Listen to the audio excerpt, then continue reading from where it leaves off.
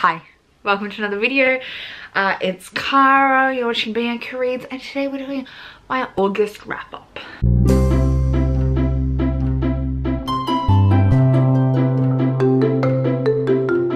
So August was a kind of busy month on the professional, personal side, non-booktube side for me. I was finishing my thesis.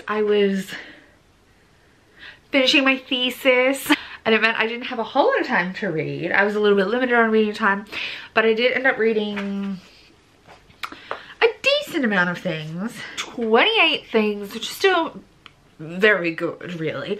But I'm trying to like way outshine that over the next coming months now that my thesis is submitted. But let's go through and chat about what I read and what I rated it. So let's start with some graphic novels that I read. I read everything from where I was up to in Giant Days. So I was up to volume 8 and I read 8, 9, 10, 11, 12, 13 and 14, and this is a graphic novel series set in a college town in England. And it's just like a bunch of friends dealing with college life. It's fun. I don't think it's anything deep or particularly complicated, but it's a super fun series, and I would recommend it. It's a really good friendship kind of story and very like mid-20s coming of age, and I really liked it. So I gave volume 8 4 stars, volume 9 4 stars, volume 10 and 11 4 stars, volume 12 4 stars, volume 13 3 stars, and volume 14 3 stars. I just felt it went a little downhill at the end, but they were still good. They just weren't as good. Yeah, and I would definitely recommend the series. I think it's really, really fun. I read them like spread out a bit throughout the month, but I did read them all, so we'll just talk about them together. First novel of the month that I read was Blackwater Sister by Zen Cho. This is a Malaysian inspired, not even inspired, it's a Malaysian fantasy. The main character Jess, she's Malaysian American, but her family are moving back to Malaysia and she can see ghosts. Oh, sorry. She can see ghosts, it turns out, and the ghost of her grandmother can like possess her. It's a adult coming of age novel, kind of a new adult era, mid-20s. She's finished, graduated college, she's a lesbian, but she won't tell her family, and she's trying to solve this problem that the spirit of her dead grandmother wants her to solve. And it was amazing. I loved this to pieces. I would totally recommend it. I gave it 5 stars. It was so good. Like, the characters are so fun. It handles the like the Malaysian dialects and the way they speak really, really well. Obviously Zen Cho is Malaysian. The light hates me today, and the way that's written is just so organic and really easy to read as a English only speaker, and you really got a sense of like the culture and richness of Malaysia in this. And it was just so good. I would totally recommend it. I loved it. I kind of want to reread it listening to the audiobook. It was so good. I listened to Moon Over Soho by Ben Aranovich, which is the second PC Grant series book in the series. I don't know English anymore today. This series is like fantastical murder mystery series, and this one focused on a musical murder where jazz musicians were getting killed. This I preferred better than book 1. There are still some things about it that are like really like misogynistic. The main character is biracial, and I don't believe the author is. And yeah, there's some things that I'm a bit eyebrow raisy at, but I do find them really, the mystery especially, really fun and interesting. So I do own up to book 6 in this series, so I'm gonna keep reading for now, and we'll see once I get through the books that I've read if I continue, that I already own, if I continue finishing, like continue on with the series. But yeah, this one was fun. I gave it, what did I give it? 4 stars. I think it was less misogynistic than book 1. Then I read Seven Devils by Elizabeth May and Laura Lamb. This is an adult sci-fi dystopian with a multi-cast. It's super queer we're following a bunch of characters that one is a princess who faked her own death and is now acting as a mercenary, but the way their royalty works is that the king or emperor, I think emperor, lives for a really long time until an heir is like grown in vats. Like people aren't born naturally very often, and until he finds an heir that he's happy with, that passes all his tests and trials. It's really brutal, and she was meant to be the heir and she faked her own death and left, and so she's now acting kind of like a mercenary for the resistance. But the like dystopian kind of side of it is that the empire, it has so propaganded everyone and like has voices talking in their head telling them what to think and how to behave, and their resistance is trying to combat that. I really enjoyed this. I thought it was really fun and well developed, very action packed. There's a lot of characters, they're all really interesting. It was really good. I gave it 4 stars. I would recommend it. I'm excited to read book 2. I DNF'd Grave Maidens by Kelly Coon. I didn't get very far into this at all, but I was bored. So I DNF'd it. Can't really talk much about it.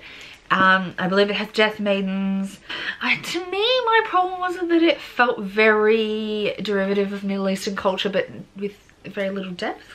And I don't think it's own voices for that. But I can't really talk to that. I haven't done a whole lot of digging. But yeah, I was like maybe 50 pages in and I just didn't really get it, and the writing wasn't my fave, so I just ended up DNFing that. A book I probably should have DNF'd, but I pushed through, was Under the Pendulum Sun by Jeanette Ng. I did end up giving this a 3 stars, but it was like a 2.5 rounded up. This is a historical fantasy set in kind of like 18th century. And the main character is on a voyage to find her brother, who is a like missionary into the Feylands to push Catholicism. It was super slow paced, and I was listening to the audiobook, but it was so slow and I was bored a lot of the time.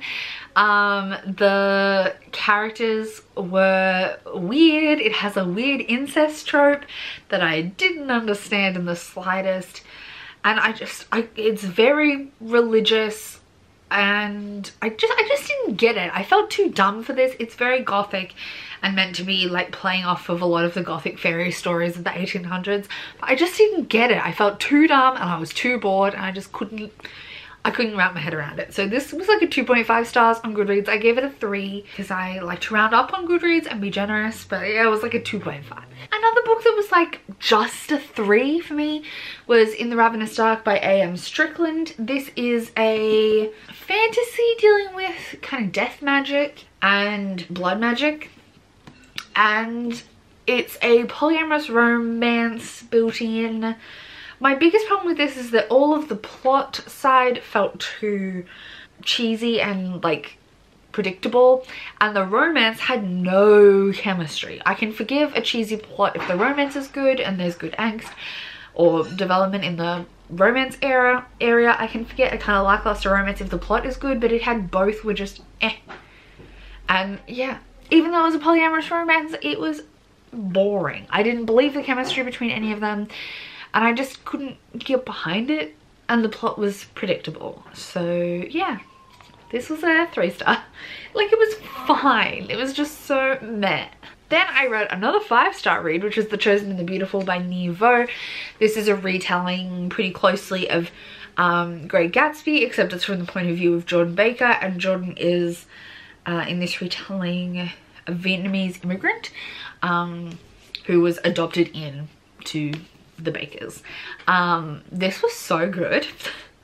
I thought it was really well done. I haven't even read The Great Gatsby. It made me want to read The Great Gatsby, and I thought it played off the tropes and things really well, and I thought it delved into some really interesting things. It has a magical element, but it's very subtle, and yeah, it was so good. I would totally recommend it, especially if you enjoy The Great Gatsby. I think it does some great things to it. My camera died. Well, it ran out of space. What was I up to?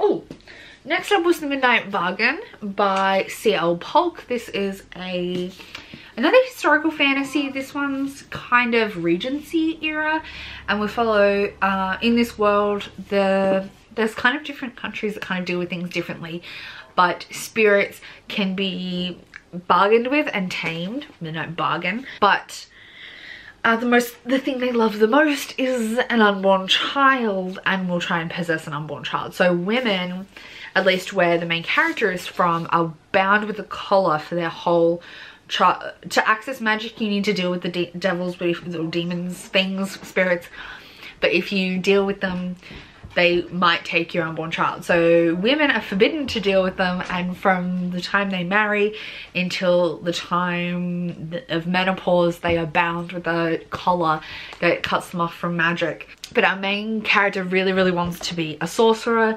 except, you know, she's a woman and she's gonna have to marry and get bound, and she doesn't want to. And yeah, it was so good. This is super feminist and really explores the different way magic is done. It's a romance. I thought the romance was really handled really well, and it was just so fun. I loved this. It was so good. I gave it 4 stars, but it was a like high 4 stars. Then I read This So Madness Lies by Dahlia Adler, or edited by Dahlia Adler, which is a collection of Shakespeare-inspired short stories. I liked this. I liked this more than His Hideous Heart, which was her first anthology, which was based on Edgar Allan Poe. And Edgar Allan Poe, there were stories I liked and stories I really couldn't get behind and didn't understand, but I think it was more the Poe of it than anything else. This worked for me much better. I understood what was going on a lot better, and literally every story was great.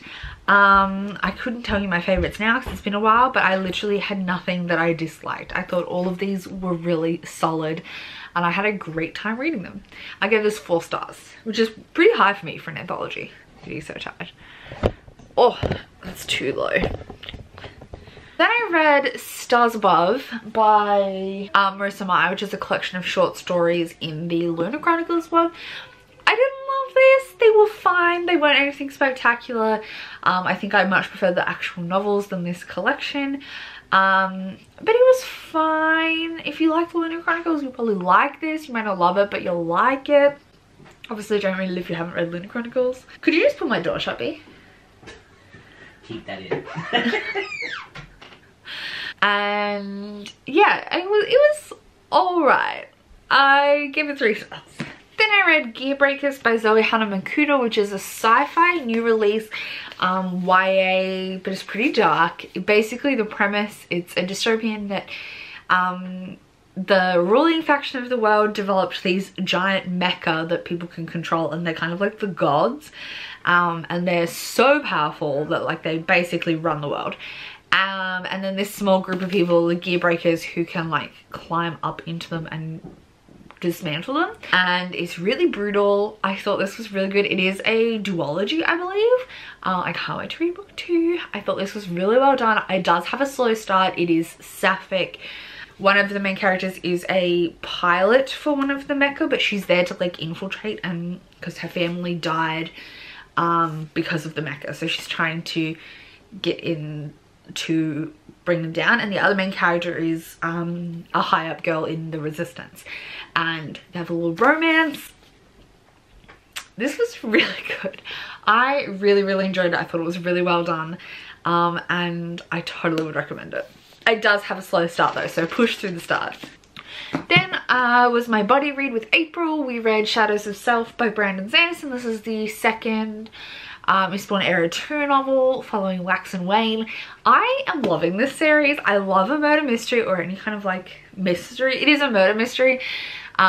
This series is a flintlock fantasy, so it's Wild Westy, but in like Wax and Wayne were Wild West, or Wax was like a lawman and Wayne was his assistant, but now they're back in the city because Wax was a lord and he's gone back to his lordship and he's solving crimes and problems in the city. So it's Wild Westy, but like out of, not in the West, if that makes sense. Like it's the Wild West brought into the city, and I think it's just so fun. I can't wait to keep going with this series. We're reading the next one in September, and it's just so good. It's so good. I gave this one 5 stars. I thought it was a little bit funner than the first one in pacing of the mystery and the plot. Then I read another murder mystery, and that is Good Girl Bad Blood by Holly Jackson, which is the second Good Girl's Guide to Murder book. It is a new mystery, but follows the same characters and set shortly after book one, and kind of has some interpersonal plot carryover from book one. We follow Pip, who is like a amateur detective, and she had a podcast in book one where she solved the cold case of a murder that happened in her town, and this is kind of like the aftermath of that. I thought this was really, really fun. It was addictive. I was hooked. I read it really, really quickly, and I can't wait to read book 3, which I'm going to be reading very soon. I give this one 5 stars. I also read this little novella, Killjoy, also by Holly Jackson, which was a World Book Day exclusive, and it's just a little prequel where she's doing a murder mystery party with her friends, and kind of like getting a feel for mysteries in the first place. And I thought this was fun. It's not very deep, so it doesn't have some of that same appeal as the main books in the series, but it is fun. I gave it 3 stars. After that, I read Meet Cute Diary by Emery Lee. This is a contemporary about this kid Noah, who is a trans boy, and he runs a blog for like meet cutes for trans people, and it's meant to be things that people have submitted, but he's always written them himself and published them. So, and they've never been actual meet cutes that have happened. They've been kind of like scenarios he's concocted based on some experiences he's had, but it's got a huge following, and everyone thinks these meet cutes and the following relationships from it are real, and he kind of gets caught up in a relationship dealing with all this. It was so bizarre, this book. Like, I have things I love and things that I don't like. I think a lot of people will hate this, and I know it does have some bad reviews, because Noah is so flawed. Like, he's very immature in regards to like how he's processing through things. He's a teenager though, like it's not like he's age appropriate, but he's making shitty decisions because he's just not thinking about the people around him, because he's a self-absorbed 16-year-old, and that really plays into how the whole story plays out. There's a fake dating trope. A guy at a local bookstore where he's living with his brother agrees to fake date for the purpose of the blog, to like prove it's real, because someone's going around saying it's all fake, which obviously it is, but he's trying to prove it's not all fake. So he fake dates this guy to try and prove that the blog is real, and it kind of dovetails from there. I thought the overall romance was really fun and sweet, but there's so many twists and turns to get there, and I think it's not what people expect. And yeah, Noah is so flawed. He just is learning so much about himself through the process, and like how to be a better person and how to engage with people on a better level. Like, it's a lot about emotional growth and self-journey, and if you're a kind of person that wants to like self-insert into a main character, which I am not, but a lot of people do read that way, like he would be hard to self-insert into, because he's, especially as an older reader, because he is definitely not treating his friends well, and he's not managing his situation well at all. But I think it was really age appropriate. It was really interesting, and I had a really good time with this. It was really readable, easy to read. I zoomed through it. I give it 4 stars. Yeah, 4 stars, but I think some people will hate it. It also has a very specific writing style that doesn't include descriptive details very often. Works fine for me. I hardly read descriptive details anyway. Like, they kind of go in one ear and out the other, but if you need those, they will be lacking here. Then I read A Psalm for the Wild Built by Becky Chambers, which is a novella in a new series. I think it's called Monken Robot. We follow a tea monk who is learning their trade, and in this world all the machines stood up one day and moved into the wilderness. It was a big like moment in their history, and it's been like hundreds and hundreds of years since then, and the humans, there was an agreement that the humans don't talk to the robots stay away from the humans, and they keep to themselves. And now the monk meets a robot who's come to see what the humans are doing and what they need, and this was so good. I can't wait to read more in this series. I think it's really cleverly built, and in classic Becky Chambers fashion, it was amazing and really heart-wrenching, so can't wait to read more. Then I obviously gave that 5 stars. I then listened to Honor Among Thieves by Rachel Kane and Anne Aguirre. This is a sci-fi that's so bizarre but somehow was really good. I ended up giving it 4 stars. This was our read for the Polyamory Plot Hole, the book club that I host with KJ and Dylan. There will be a live show for this on my channel at some point soon. But this is a sci-fi about sentient spaceships. And it's polyamorous, obviously, because we featured it on the book club. It is bizarre. I do think the first little bit of the world took a while to kick off into the main plot, and it kind of felt a bit separate from the body of the plot, but it might tie into later books in the series because this is a trilogy, so we might revisit some of those things that were explored in the first maybe 100 pages of the book, but they didn't reflect the later like 400 pages. It's a pretty big book. But I really enjoyed what was presented here. It was a really unique structure. I can't explain the plot at all. It's so confusing. There's sentient spaceships and there's 2 people that pilot each spaceship kind of thing, along with the sentient spaceship, and it's supposed to be like a learning development between the spaceship and the humans, and our main character was plucked from like a rehab juvie to be a pilot. But it's so much more than that, but like it's insane. It was very bizarre, this romance between the 2 girls that are pilots and the sentient spaceship, but it was really good at the same time. I don't know, I give it 4 stars. I thought the audiobook was really well done, and I'm definitely going to listen to book 2 at some point. It was bizarre though. Then I read She Who Became the Sun by Kelly Parker Chan. I gave this 5 stars. This is the first in a new series that is historical fantasy based in China. We follow Zhu Shangba, who is, well, kind of Zhu Shangba. She's a little girl in this remote village, and she's a peasant village, and she's told, her brother is told by the local fortune teller that he's destined for greatness. And when she asks for her fortune, the fortune teller says, "I see nothing." But they're all starving, there's major famine, and her brother and her father die. And she somehow survives by the skin of her teeth, and she's been fending for herself this whole time. And she decides she's gonna take her brother's name and his destiny and achieve greatness. And so she becomes a boy. Like, it's a like a Mulan-esque dressing as a boy trope, but it's more than that because she takes on his whole identity and becomes him. And it's much more like a trans story than it is a dressing as a boy story. She's not a girl at heart dressing as a boy. She is her brother. She takes over as her brother. It uses she pronouns throughout from her perspective, but he pronouns from every other perspective because they all see her as her brother. And she sees herself as her brother. She kind of has to, because she thinks she has to trick fate into believing she is her brother.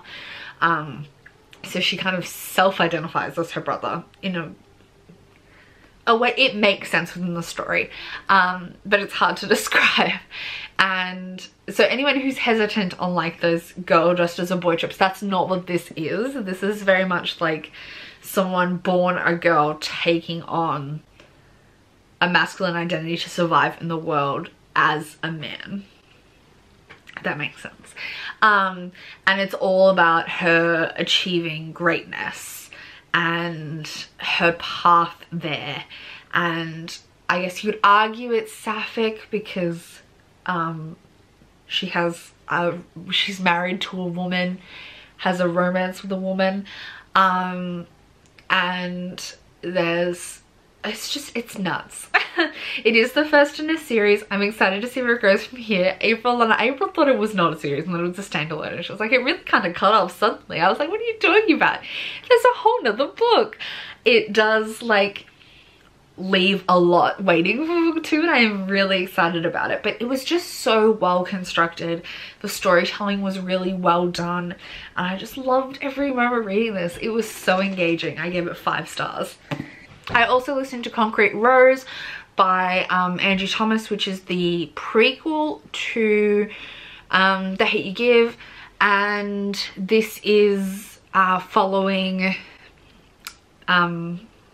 Maverick's story as a teen, so that stars dad, and I enjoyed this. I think it took a little bit to settle in for me at the start. I had a hard time getting on board with it, but as we settled in, I thought it was really well done, and the ending absolutely destroyed me. I would totally recommend reading Angie Thomas's work. They're really well constructed stories, and they're really emotional and heartfelt, and I think they just do a lot, and they're a great contribution to the literature. And yeah, I gave 5 stars to Concrete Rose. The audiobook was also really strong. I also read Darling by Kate Ancrum, which is a Peter Pan retelling set in, like, without the magic, but in like a modern day, I think it's Boston? Oh, Chicago. And I didn't like this for a long time. Like, the first half I could not get on board. I thought it was too predictable, staying too close to the original text, but then the end did some things that I really liked. So I don't know how to feel about this. This is a Peter Pan retelling. I ended up giving it 4 stars, but it's like a 3.5 rounded up. It's diverse. Wendy is black, and all of the cast are like queer and different, and different? That sounds so wrong. It's a queer cast. It's dark and complicated, and I think that's part of the problem, is that it takes a while to settle into that as Wendy is discovering what's going on, and that's part of why, like, I wasn't feeling it till Wendy started to discover more of what was happening. All the characters you expect to see are there in one form or another, and I thought it was, yeah, really well done, but it does sit heavily into the original story constructs, and until it started to finally break away at the end, that was when I appreciated everything that had come before a lot more. It was a bit of a struggle for like 70% until the end happened, and then everything else kind of settled in. So I don't know, 3.5 stars. I will obviously read more from Kate Ancrum because I'm obsessed, but this was not her favorite from me. And finally, at like almost midnight on the last day of the month, I finished The Vanishing Throne by Elizabeth May. This is the second Falconer book.